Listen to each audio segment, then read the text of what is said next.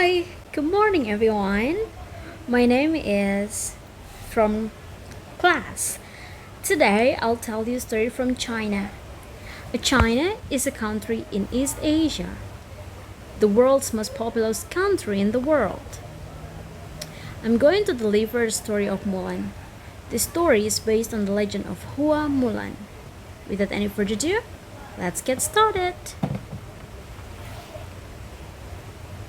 Many years ago, China was in the middle of the Great War. The emperor said that one man from each Chinese family must leave his family to join the army. Mulan, a teenage girl who lived in a faraway village of China, heard the news when she was outside washing clothes.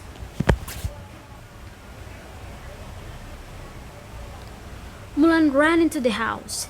Her father was sitting in a chair, carving a piece of wood. "Father!" she said. "Did you hear that the emperor says each family must do?" "Yes," said her old father. "I heard about it in town. Well, I may as well go pack up." He put down his carving, stood up, and walked very slowly to his room. "Wait," said Mulan. "Father, you have not been well. If I may so, why at your age must you keep up with all those young men?" "What else can be done?" said her father.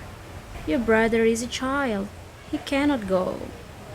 "Of course that's true," said Mulan. "He's so little, but I have an idea." She poured her father a cup of tea and handed it to him. "Father, have some tea. Please sit a minute. I'll be right back." "Very well, dear," said the father. Mulan went into her room. With her sword, he cut off her long black hair. She put on her father's robe. Going back to her father, Mulan said, "Look at me. I am your son now. I'll go to your place. I'll do my part for China." "No, my daughter," said the old man. "You cannot do this." "Father, listen please," said Mulan. "For years you trained me in Kung Fu. You showed me how to use a sword."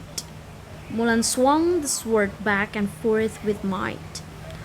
"Only so that you could stay safe," said her father. "I never meant for you to go to war. If they find out you're a woman, you know as well when I do that you will die." "No one will find out, father," said Mulan. She picked up her sword. "Mulan," said the father. He tried to get up but had to hold on to his chair. The daughter kissed him goodbye. "I love you, father," she said. "Take care of yourself. Tell my brother I said goodbye." She climbed on a family horse, and off she went to join the emperor's army. In the army, Mulan proved to be a brave soldier. In time, she was put in charge of other soldiers. Her battles went so well that she was put in charge of more soldiers. Her battles kept on going well. After a few years, Mulan was given the top job. She would be general of the entire army. Not long after that, a very bad fever swept through the army. Many soldiers were sick, and Mulan became sick too, the general of the army. When the doctor came out of Mulan's tent, he knew the truth. "The general is a woman?" yelled the soldiers. "How can this be?" Some called out, "She tricked us!" And, "We will not fight for the woman," they said. "Punish her! Make her pay!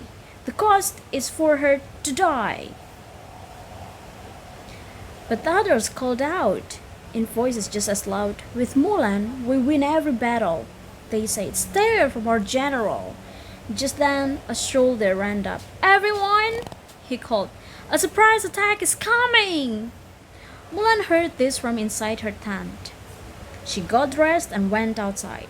She was not yet strong, but stood tall. She told the soldiers where they must go to hide so they could attack when the enemy came. But they must get there fast. The soldiers, even those who did not like that their general was a woman, could tell Mulan knew what she was talking about.